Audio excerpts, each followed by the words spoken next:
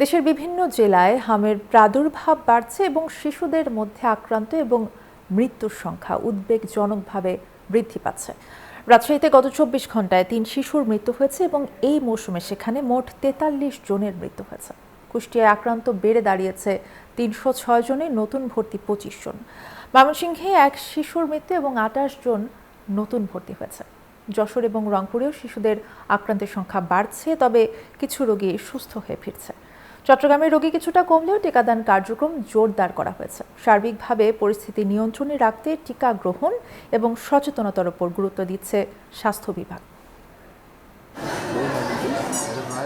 হাম যেন নিয়ন্ত্রণেই আসছে না, সারা দেশে বেড়েই চলেছে প্রাদুর্ভাব, বাড়ছে মৃত্যুর মিছিল। এখন পর্যন্ত রাজশাহী মেডিকেল কলেজ হাসপাতালে মারা গেছে ৪৩ শিশু। নতুন করে রাজশাহীতে ২৪ ঘন্টায় হামের উপসর্গ নিয়ে ৩ শিশুর মৃত্যু হয়েছে। খানিকটা স্বস্তি ফিরেছে চট্টগ্রামে, কমেছে রোগী ভর্তি।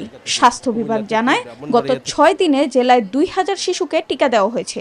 আমাদের মায়েদের দাবি আছে আমাদের বাচ্চারা সুস্থ থাকার জন্য টিকাটা দেওয়ার জন্য। স্যাম্পল কালেকশন করে এগুলো ঢাকায় পাঠাইছে। ঢাকা থেকে রিপোর্ট আসার পরে বোঝা যাবে আদৌ হামরুবেলার সংক্রমণ আছে কিনা। এমনি আপাতত কিন্তু হামরুবেলার উপরে চিকিৎসা চলতেছে, এটা আর কি।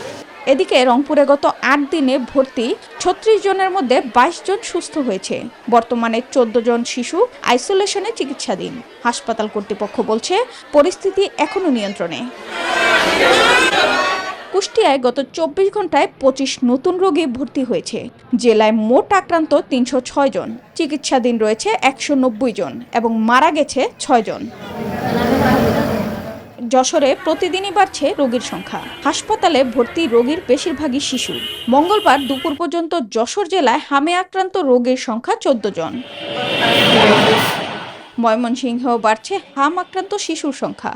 গত ২৪ ঘন্টায় ময়মনসিংহ মেডিকেল কলেজ হাসপাতালে চিকিৎসাধীন অবস্থায় হামে আক্রান্ত এক শিশুর মৃত্যু হয়েছে।